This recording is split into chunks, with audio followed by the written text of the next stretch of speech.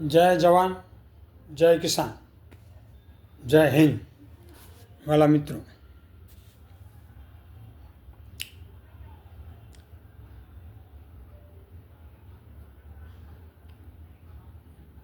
આપણા દેશની અંદર દેશના હિત માટે અને દેશની જનતાના હિત માટે દેશના કોઈ પણ પ્રશ્નો હોય, દેશની જનતાના કોઈ પણ પ્રશ્નો હોય, દેશની જનતાના પ્રાથમિક સુવિધા માટેના પ્રશ્નો, દેશની જનતાના અવાજ ઉઠાવવા માટેના પ્રશ્નો,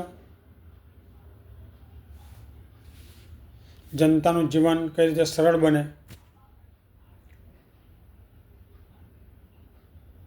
એ માટેના પ્રશ્નો, જનતાના લગતા કોઈ પણ પ્રશ્નો અને દેશના હિતને લગતા કોઈ પણ પ્રશ્નો પૂછવાના હોય એના માટે દેશની અંદર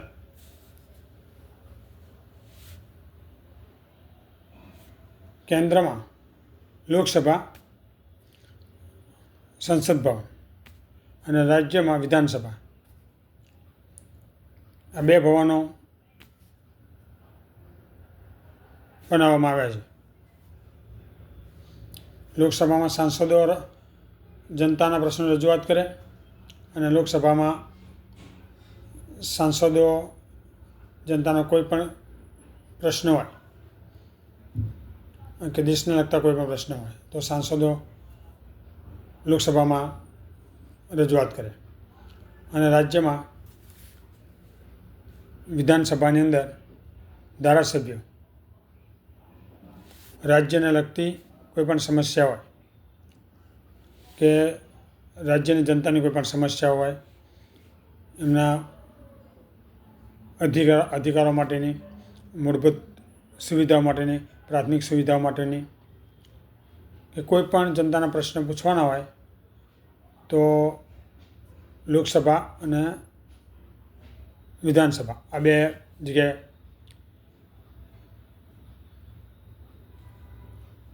વિપક્ષની જે પાર્ટી હોય, વિપક્ષના જે ધારાસભ્યો અને સાંસદો હોય એ દેશના હિત માટેના અને દેશની જનતાના કોઈ પણ પ્રશ્નોની રજૂઆત કરી શકે. હવે લોકસભાનું સત્ર દર વર્ષે 1 ફેબ્રુઆરી આવે. 1 ફેબ્રુઆરીના દિવસે સંસદ ભવનની અંદર રાષ્ટ્રપતિનું ભાષણ હોય. એમનું ભાષણ પૂરું થાય પછી લોકસભાના જે નેતા હોય લોકસભામાં જે વિપક્ષના નેતા હોય એ એમના ભાષણની રજૂઆત કરે અને પછી વડાપ્રધાનનું ભાષણ શરૂઆત થાય. આ વખતે 1 ફેબ્રુઆરી 2026 રાષ્ટ્રપતિનું ભાષણ થયા પછી લોકસભાની અંદર વિપક્ષના નેતા રાહુલ ગાંધીને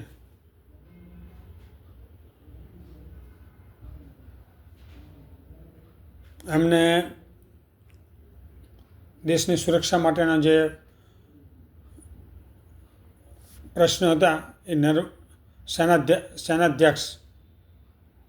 સેનાધ્યક્ષ નરવણેની કિતાબ એમની પાસે હતી તો એના માટેના દેશની સુરક્ષા માટેના પ્રશ્નો પૂછવાના હતા. તો એમને મંજૂરી મળી નહીં, એમને બોલવા ના દીધા અને સીધું બીજા દિવસે પ્રધાનમંત્રીનું ભાષણ શરૂ થઈ ગયું.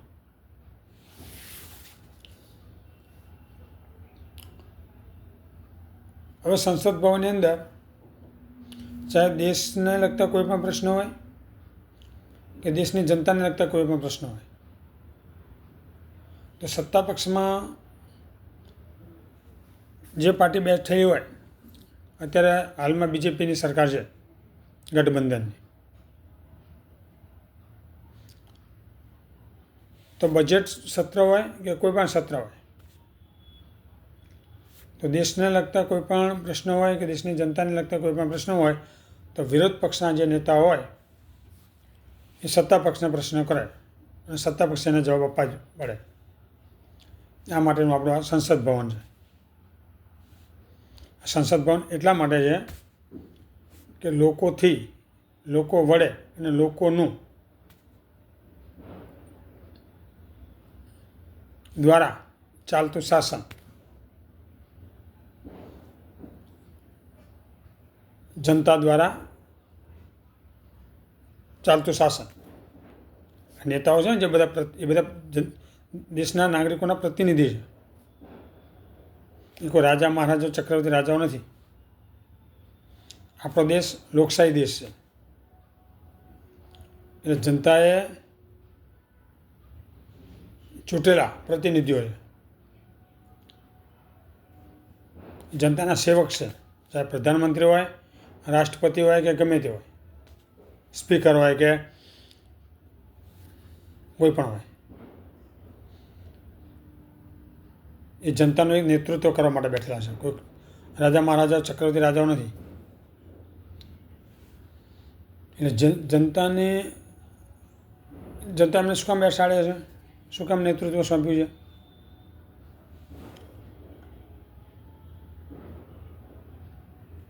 બહુમતથી જે કોઈ પાર્ટી જીતે એની સરકાર બને અને એ સરકાર દેશની જનતાના લગતા કામો કરે,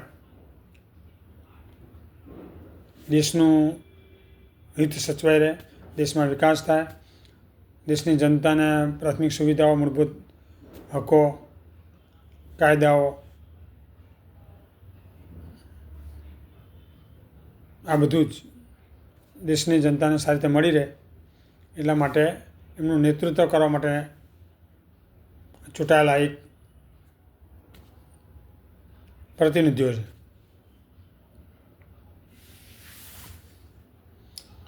હવે 1 ફેબ્રુઆરી 2026નું બજેટ રજૂ થયું. રાષ્ટ્રપતિએ ભાષણ કરી લીધું. પછી વિપક્ષના નેતાને બોલવાનું હોય તો વિપક્ષના નેતા તરીકે રાહુલ ગાંધી છે તો એમને બોલવા દીધા નહીં. કારણ કે એમને દેશની સુરક્ષા માટેનું, એમની પાસે જે નરવણે સેનાધ્યક્ષ છે એની કિતાબ એમને મળેલી, તો એના વિશે દેશની સુરક્ષા માટેના અમુક પ્રશ્નો એમને રજૂ કરવા હતા, તો રજૂ કરવા ના દીધા.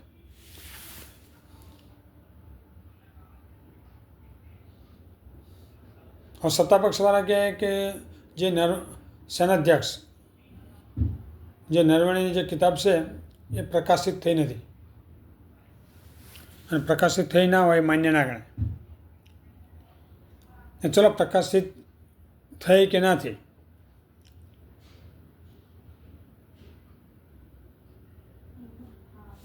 પણ એ જે કિતાબ છે, રાહુલ ગાંધી જે સંસદ ભવનમાં જે લઈને આવ્યા હતા કિતાબ, એ કિતાબ તમને મંજૂરી ના આપી હોય સરકારે પ્રકાશિત થવા માટે, તો ક્યાંથી મંજૂર થઈ શકે?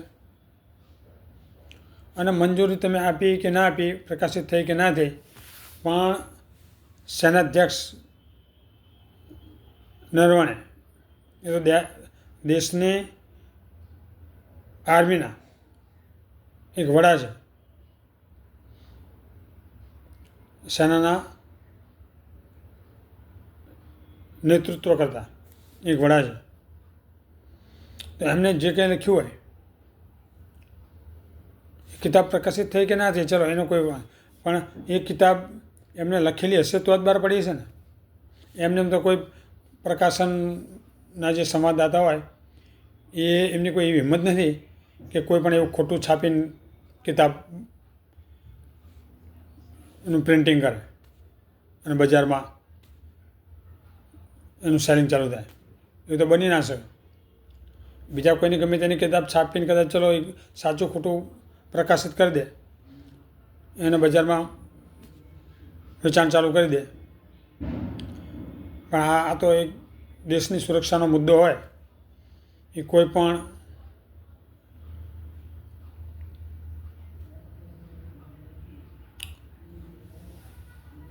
પ્રકાશિત કરી ના શકે, એમની કોઈ એટલી હિંમત ના ચાલી શકે. એટલે એ સેનાધ્યક્ષ નરવણેની જે કિતાબ છે એ પ્રકાશિત થઈ કે ના થઈ એ વાત જવા દો. પણ રાહુલ ગાંધીની પાસે જે કિતાબ હતી નરવણેની, સેનાધ્યક્ષની નરવણેજીની, તો એમને લખી હશે ત્યારે જ હશે ને. એમને એમ કે રાહુલ ગાંધી પ્રિન્ટિંગ કરવા માટે નહીં આપી દીધી હોય, કે કોઈ સંવાદદાતા હોય એમને પ્રિન્ટિંગ કરીને છાપી ના નાખી હોય. આ તો દેશની સુરક્ષાનો મુદ્દો છે, એમ ગમે તેમ કોઈ છાપી ના દે. પણ એક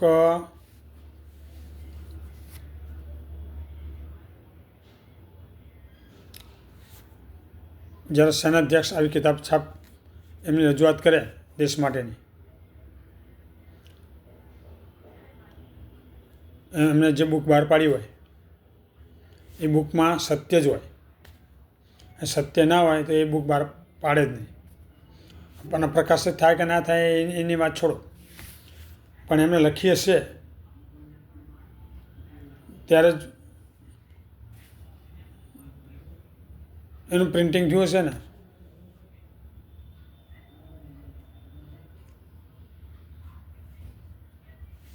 તો એ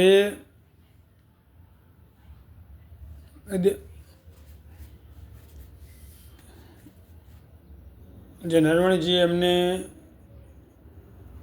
જે ચીનનું ગલવાનમાં જે ઘટના બની એના વિશેની બધી માહિતી લખી હતી.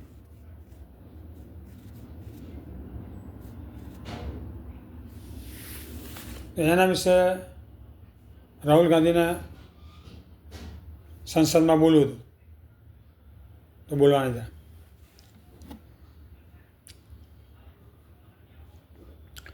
ગીતા પ્રકાશિત થઈ કે ના થઈ વાત છોડી દો, એટલું તો નક્કી છે ને કે નરવણેજીએ લખી છે ગીતા. અને પહેલાં તો ચલો રાહુલ ગાંધીએ બતાવ્યું કે નરવણેજી સેનાધ્યક્ષની કિતાબ છે, બરાબર છે, તમારા દેશની સુરક્ષા માટેનો મહત્ત્વના અમુક પોઈન્ટ છે મારે રજૂ કરવા છે સંસદમાં, તો સ્પીકરે પણ મંજૂરી આપવી જોઈએ, બોલવા દેવા જોઈએ, અને સત્તા પક્ષનું સાંભળવું જોઈએ, અને પ્રધાનમંત્રીએ એનો જવાબ પણ આપવો જોઈએ, રક્ષામંત્રી અને પ્રધાનમંત્રીએ. પણ તમે બોલવા જ ના દો તો ક્યાંથી દેશની સુરક્ષાને લગતો કોઈ મુદ્દો તો કેતા બહાર આવે? બોલવા જ ના દો. અને પછી એમને તમને કોઈ એવો સંશય લાગતો હોય કે ના ભાઈ આ ખોટી કિતાબ છે, નામ છે ત્યાં, તો તમે સંસદમાં જવાબ આપી શકો છો. પ્રધાનમંત્રી રાહુલ ગાંધી વિપક્ષ તરીકે રજૂઆત કરે નરવણેજીના પુસ્તકની, દેશની સુરક્ષા માટેના પ્રશ્નો તમારી સામે રજૂ કરે, તો તમે એનો જવાબ આપીને કહી શકો છો કે ના આ બધું ખોટું છે, હું સાબિત કરી બતાવું. પછી એના વિશે તમે કરો ને ઊંડી તપાસ કે શું છે શું નહીં, તો બોલવા તો દો. અને આવા મોટા જે વડા હોય, દેશની આર્મીના વડા, એમની બુક પ્રકાશિત થઈ હોય કે ના થઈ હોય, એમને લખેલી હોય તો જ એ બુક એનું કોઈ પણ પ્રકાશનના જે સંવાદદાતા હોય એ રજૂ કરી શકે, ત્યાં સુધી રજૂ કરી શકે નહીં. એની પાસે પુખ્તી માહિતી હોય, સત્ય ઘટનાને આધારિત હોય તો જ એ લોકો પ્રકાશિત કરે અને એનું પ્રિન્ટિંગ કરે, એ પહેલાં કરે નહીં. એટલે જ્યારે જુઓ ત્યારે સંસદ ભવનની અંદર વિપક્ષનું સાંભળવામાં જ આવતું નથી. કોઈ પણ સત્ર હોય હોબાળા થતા હોય, અને એક કલાકના કરોડો રૂપિયા દેશની જનતાના બગડે છે. અને હા, જ્યારે વિપક્ષ પ્રશ્ન પૂછે, વિપક્ષના નેતા, હવે 1 વર્ષથી મણિપુરની ઘટના જે ચાલતી હતી, 1 વર્ષથી મણિપુર સળગી રહ્યું હતું, નિર્દોષોની જાનો જઈ રહી હતી, નિર્દોષ લોકોના ત્યાં મૃત્યુ થતા હતા, 1 વર્ષ સુધી નથી પ્રધાનમંત્રી ત્યાં એક વખત પણ ત્યાં મણિપુરની મુલાકાત લીધી. હવે આ મુદ્દો વિપક્ષે સંસદ ભવનમાં ઉઠાવ્યો મણિપુરનો.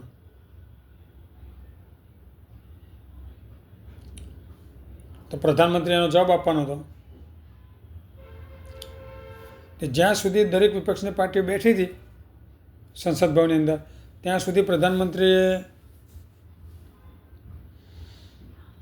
કોઈ જવાબ આપ્યો નહીં. અને પછી જ્યારે જવાબ આપ્યો અમુક ટાઈમ પછી તો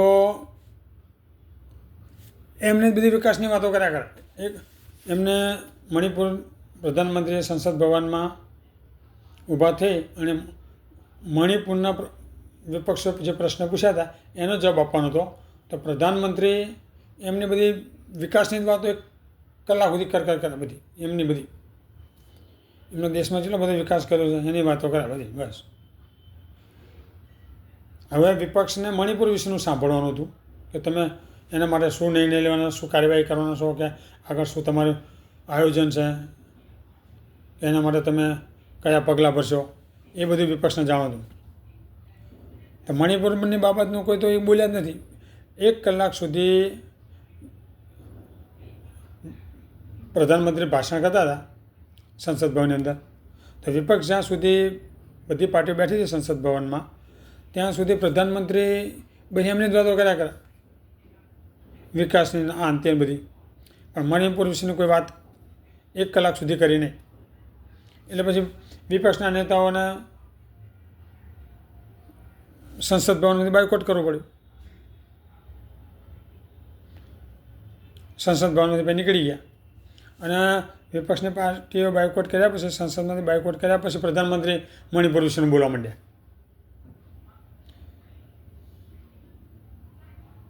મણિપુરમાં આમ કરશું ત્યાં બધું પછી બોલ્યા. એટલે પણ ત્યાં વિપક્ષની પાર્ટીઓ હતી, વિપક્ષના નેતાઓ બધા હતા ત્યારે બોલ્યા હતો.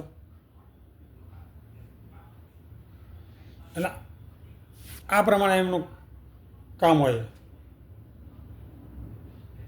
વિપક્ષની પાર્ટીઓ 1 કલાક સુધી શું હોય મોદીજીનો બધી કહાની સાંભળે, વાર્તા સાંભળવા બે. એમને જે મુદ્દો ઉઠાવ્યો હતો એનો જવાબ ના મળે, મણિપુરનો મુદ્દો ઉઠાવ્યો તો મણિપુરનો જવાબ ના મળે તો વિપક્ષની પાર્ટીઓ શેના માટે બે રહે. અને આ મીડિયાવાળા બહુ ચકાવતા હોય કે પ્રધાનમંત્રી બોલતા હતા ત્યારે વિપક્ષ કેમ જતું રહ્યું.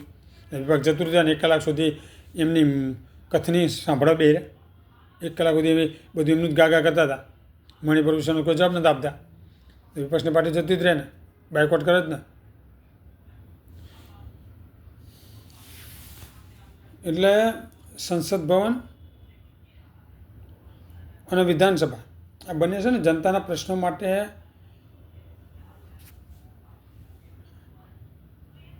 એ ઊભા કરેલા ભવનો છે.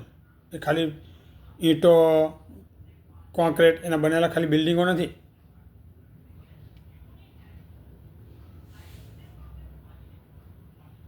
એ દેશની 140 કરોડની જનતાના પ્રશ્નો ઉઠાવવા માટેનું એ એક મંદિર છે, લોકશાહી મંદિર. લોકસભા હોય કે વિધાનસભા હોય, આ નેતાઓ બધા ત્યાં મોકલ્યા છે ને, લાખોના પગાર લ્યો છો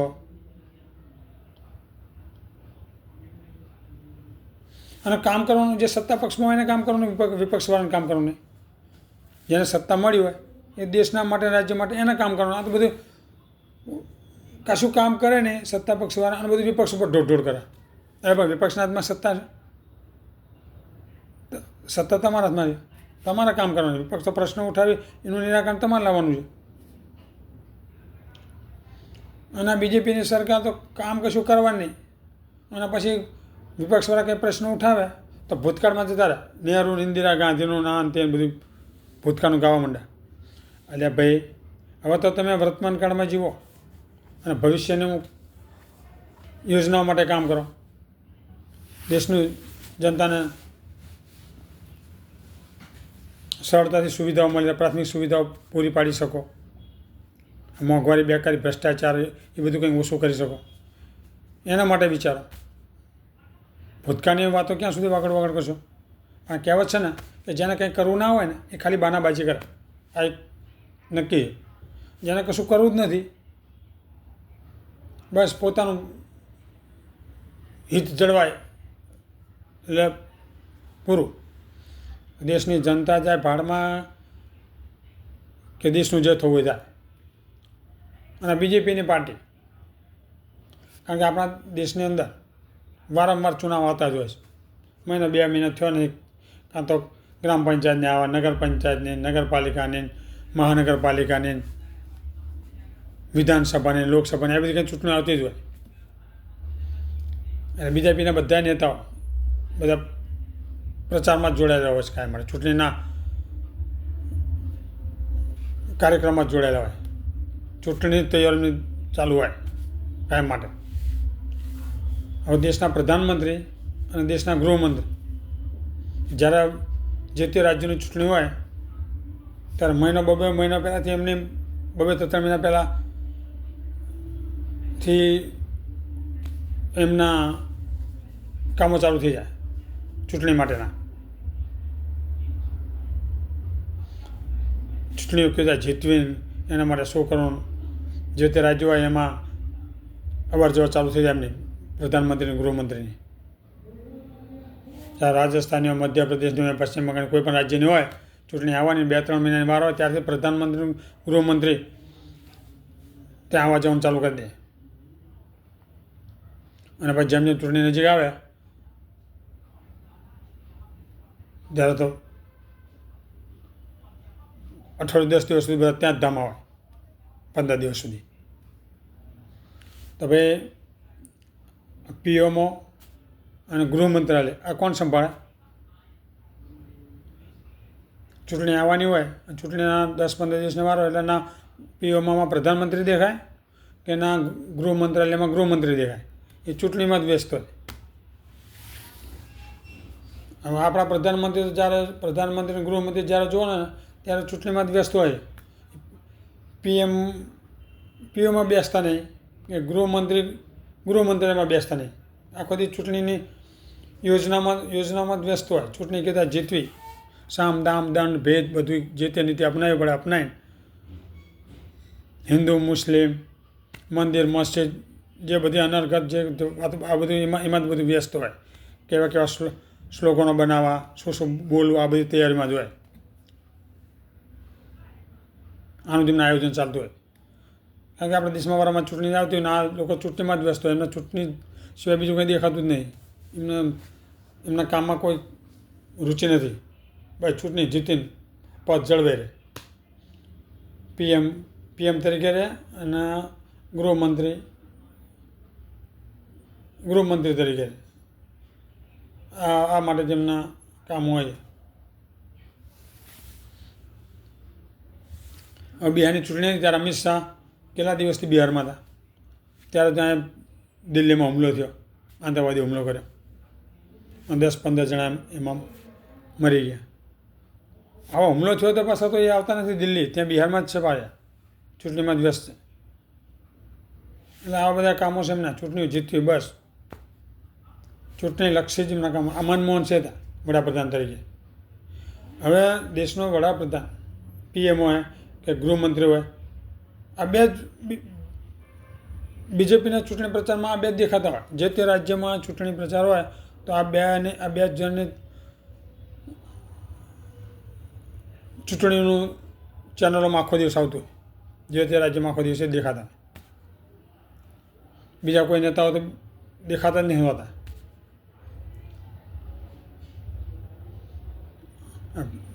પીએમ મોદી અને અમિત શાહ આ બેના જે તે રાજ્યમાં ચૂંટણી હોય ત્યાં એમનું 10-15 દિવસે ચાલુ થઈ જાય.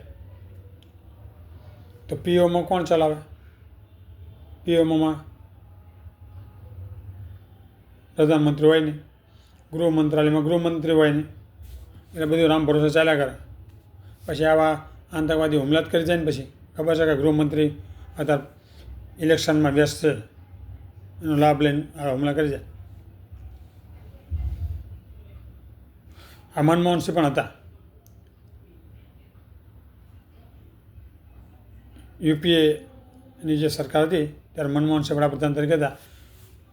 તમે આ દેશની 140 કરોડની જનતા છે, મનમોહન સિંહને ચૂંટણીમાં પ્રચાર કરતા જોયા? આજે પ્રધાનમંત્રી નરેન્દ્ર મોદી અને અમિત શાહ જેટલો પ્રચાર કરે છે ચૂંટણી જીતવા માટે આખો દિવસ જે તે રાજ્યમાં, એટલા તમે મનમોહન સિંહ જોયા? કારણ કે એ મનમોહન સિંહને દેશના હિત માટે અને દેશની જનતા માટેના કામો કરવામાં રસ હતો. હા, એમને જવું પડે, પ્રચાર કરવા જવું પડે, એવું નથી કે નહીં ના જતા, પણ એ ક્યારે જઈને ક્યારે આવતા કોઈને ખબર જ ના પડે. અને આ તો કેટલી રેલીઓ કાઢશે ને કેટલા ભાષણો કરશે. પાછા પ્રધાનમંત્રી તરીકે નવું એમને કાઢ્યું છે, એ જે તે રાજ્યમાં જવાના ત્યાં રેલીઓ કાઢે છે. એમના આજુબાજુમાં બધે એમના જે કાર્યકર્તા હોય બિચારા 2-2 કલાક સુધી અહીંયા લાઇનમાં ઊભા રહે એમના માટે પુષ્પવર્ષા કરવા માટે, પ્રધાનમંત્રી સવારે આવવાની એટલે.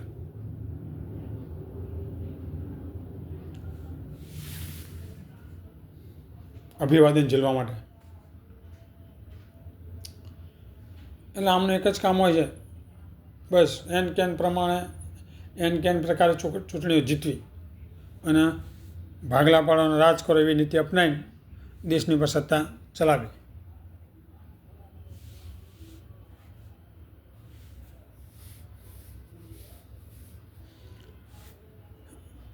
સંસદ ભવનની અંદર રાહુલ ગાંધી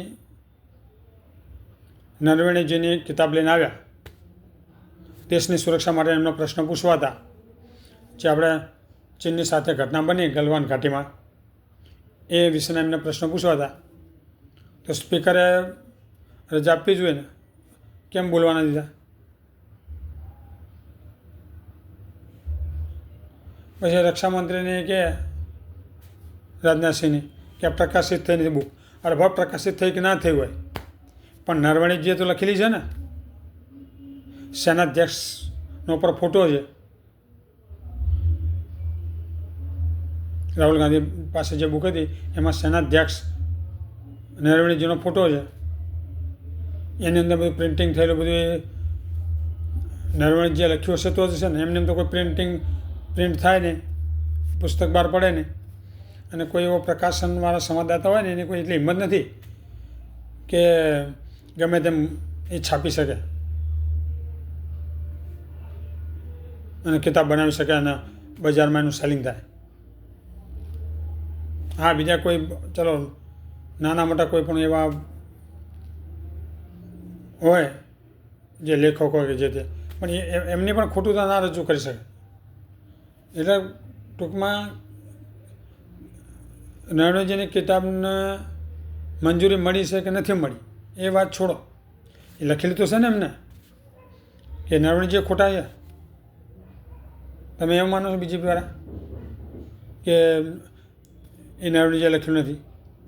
તો પહેલાં બોલવા દો, રાહુલ ગાંધીને બોલવા દો, એ જે બોલે પછી એનો જવાબ આપો. પ્રધાનમંત્રીએ જવાબ આપવો જોઈએ. એ શું રજૂઆત કરે સાંભળો તો ખરા. કારણ કે દેશના હિત માટેનો પ્રશ્ન હોય, દેશની સુરક્ષા માટેનો પ્રશ્ન હોય તો પ્રધાનમંત્રી સાંભળવું જ જોઈએ. એ કેમ કશું કોઈ સાંભળતા નહીં? કોઈ પણ વાતો જ્યારે વિપક્ષના નેતા હોય તો કોઈ એનો જવાબ આપતા નહીં હોતા. દેશની જનતાએ તમને સત્તા શેના માટે સોંપી છે?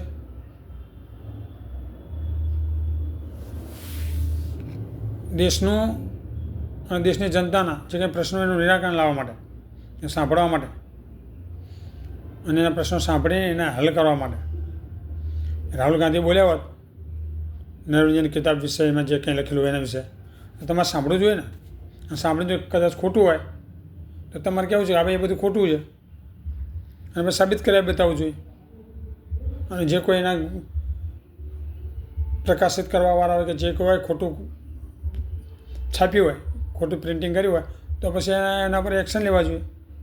એ પહેલાં તમે બોલવા ના દો, એ બધી તાનાશાહી થોડી ચાલે. અને સેનાધ્યક્ષે જે લખ્યું હોય ને એ બુક પ્રકાશિત થાય કે ના થાય, પણ એમને કંઈક લખેલું હોય તો જ એટલા સુધી પહોંચે ને બુક બહાર આવે. એમને લખેલું ના હોય તો કોઈની હિંમત નથી કે કોઈ એમને એમ છાપી શકે. તમે તો સેનાધ્યક્ષનું સાંભળવા માટે નહીં તૈયાર. દેશની સેનાના જે વડા હોય એનું સાંભળવા માટે તૈયાર નથી તમે. એમને કિતાબ લખી છે, એ રિટાયર થઈ ગયા. રિટાયર થયા પછી એમને જે ગલવાન ઘાટીમાં જે ઘટના બની હતી એના વિશે જે કિતાબ લખી છે અને જે પ્રકાશની મંજૂર તમે આપી કે ના આપી અને પ્રિન્ટિંગ થઈને જે બહાર આવ્યું છે એ જે પ્રકાશનના જે સંવાદદાતા હોય એ એમને છાપી જ ના શકે.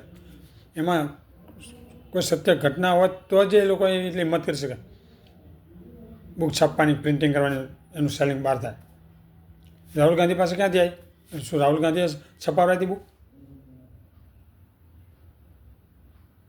તમારે કોઈ જવાબ આપવા જ નથી. ના મણિપુરનો જવાબ આપ્યો કે કોઈ પણ જવાબ ના આપે. પાછું હવે બજેટનું હતું ભાષણ રાજ્યસભામાં, તો 1 કલાક સુધી એમની વિકાસની વાતો કરે. જે વિપક્ષવાળા પ્રશ્નો પૂછે જવાબ જ ના આપે. વિપક્ષ બાયકોટ જ કરે ને. વિપક્ષ જે પૂછે એના પ્રશ્નો જવાબ ના આપે અને એમની બધી વિકાસની વાત. અરે ભાઈ તમે બહુ વિકાસ કર્યો છે, દેશમાં વિકાસ છે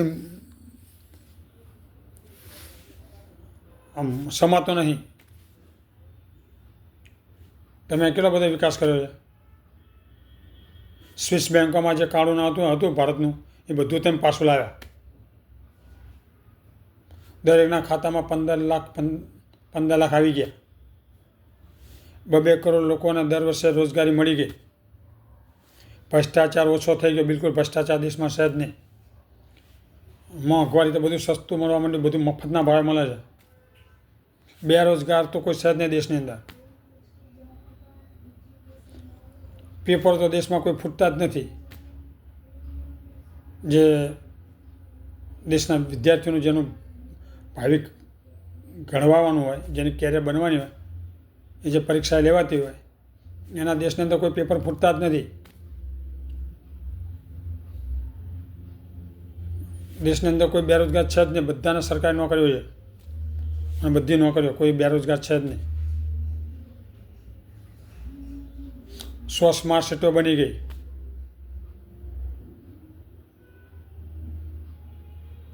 રોડ રસ્તા તમે જો બધા તો ચકચકાટ રોડ રસ્તા બની ગયા.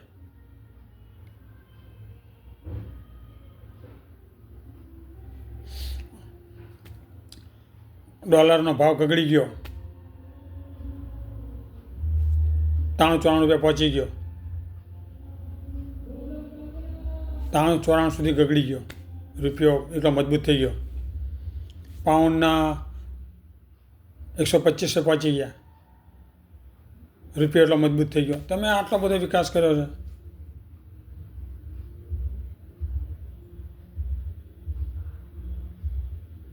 બે 2014 તમે આવ્યા ત્યાંથી આટલો બધો તમે વિકાસ કર્યો છે. તો પછી જ્યારે વિપક્ષની પાર્ટી તમને કહે છે કે ઈવીએમથી ઇલેક્શન અમારે નથી જોઈતું, ઇલેક્શનમાં તમે ઈવીએમમાં ગડબડી કરો છો, બેલેટ પેપરથી ચુનાવ કરાવો અને તમે ઈવીએમમાં ગડબડીઓ કરીને ચુનાવ જીતી જાઓ છો દરેક રાજ્યમાં. વિપક્ષ અને દેશની જનતાની માંગ છે કે ઈવીએમને હટાવો અને બેલેટ પેપરથી ચુનાવ કરાવો. તો કેમ બીજેપીની પાર્ટી તૈયાર થતી નહીં, નરેન્દ્ર મોદી, અમિત શાહ તૈયાર થતા નહીં? કારણ કે એમની નીતિમાં ખોટ છે. એમના કામથી નથી જીતતા. એમના કામથી જીતતા હોય, એમનો આટલો વિકાસ કર્યો છે, તો પછી ડરવાની શું જરૂર છે? બેલેટ પેપર કરી દો. આ બેલેટ પેપર કરે, ચાલો તો ખબર પડી જાય કે તમે કેટલો વિકાસ કર્યો છે. અમે ઘણો એ બધો વિકાસ દેશમાં થઈ ગયો છે, પછી શું કામ ડરવાની જરૂર તમારે? 2014 તમે આ નોટબંધી કરી, કાળું ધન બધું પાછું આવી ગયું, આતંકવાદીઓને આર્થિક રીતે તમે તોડી નાખ્યા. જીએસટી બિલકુલ લાગુ નહીં દેશમાં, કોઈ ટેક્સ નથી.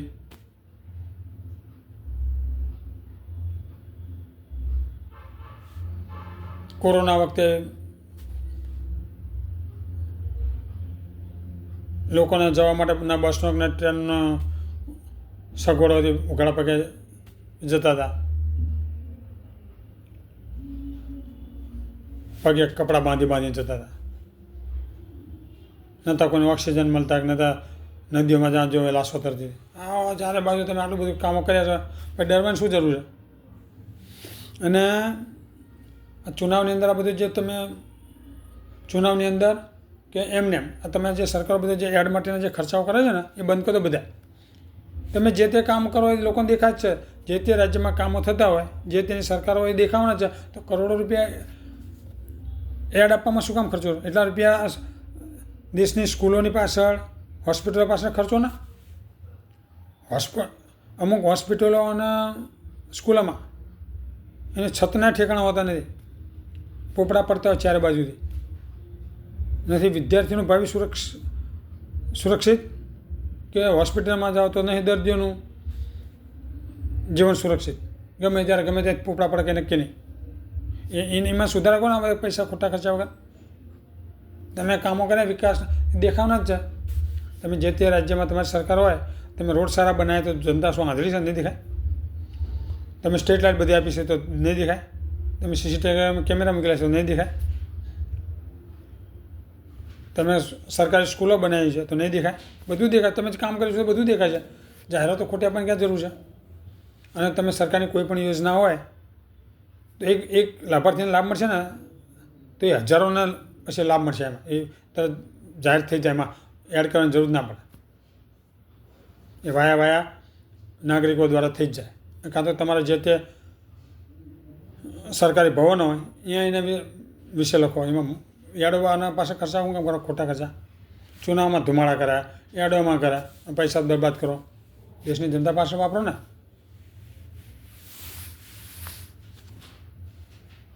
એટલે ટૂંકમાં લોકસભાની અંદર વિપક્ષને તમે બોલવા ના દો તો વિપક્ષ દેશની જનતાના અને દેશના હિત માટેના પ્રશ્નો કેવા ઉઠાવી શકશે? અને તમારે જવાબ આપવા પડે. અને સંસદ ચલાવવાની જવાબદારી સરકારની છે, વિપક્ષની નહીં.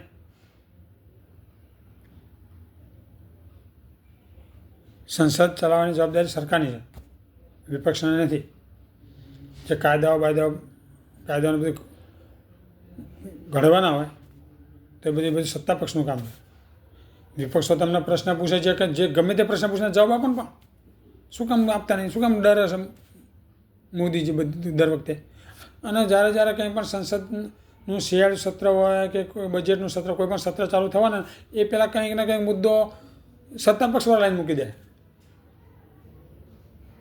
અને પછી વિપક્ષનું નામ આપે. અને ચાલો વિપક્ષવાળા મુદ્દો કંઈ લઈ આવ્યા સત્તા માટે તો એને જવાબ આપી દો. જે તે વિપક્ષના નેતા પૂછીને જવાબ આપી દો. કેમ જવાબ નહીં આપતા?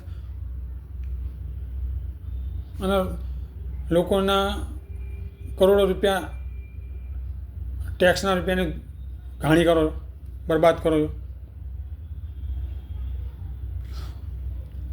અને હવે એવું થયું છે કે જો સંસદમાં સત્ર ના ચાલે ને તો દરેક સાંસદોના સત્તા પક્ષો કે વિપક્ષો ના, વિપક્ષ તો પ્રશ્ન પૂછશે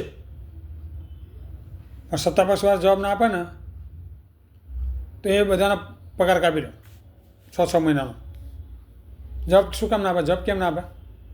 વિપક્ષ શાના માટે? અહીંયા શું તમારા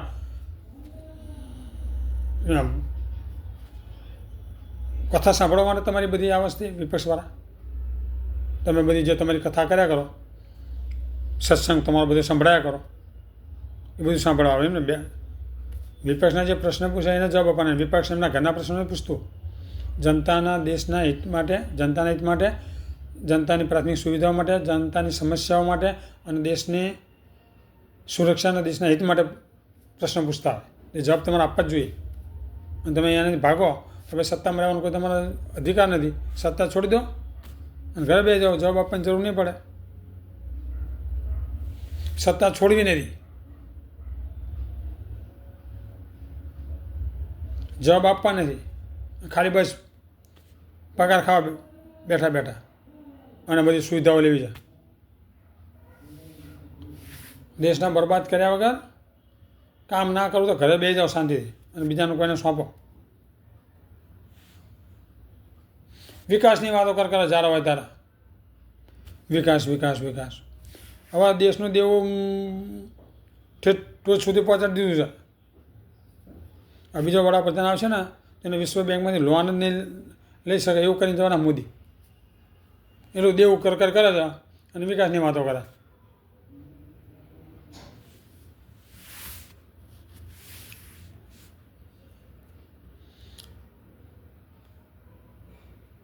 એટલે દેવું કરીને જે કામ કરે ને વિકાસ નહીં કહેવાય, એ કર્જદાર કહેવાય, દેવાદાર.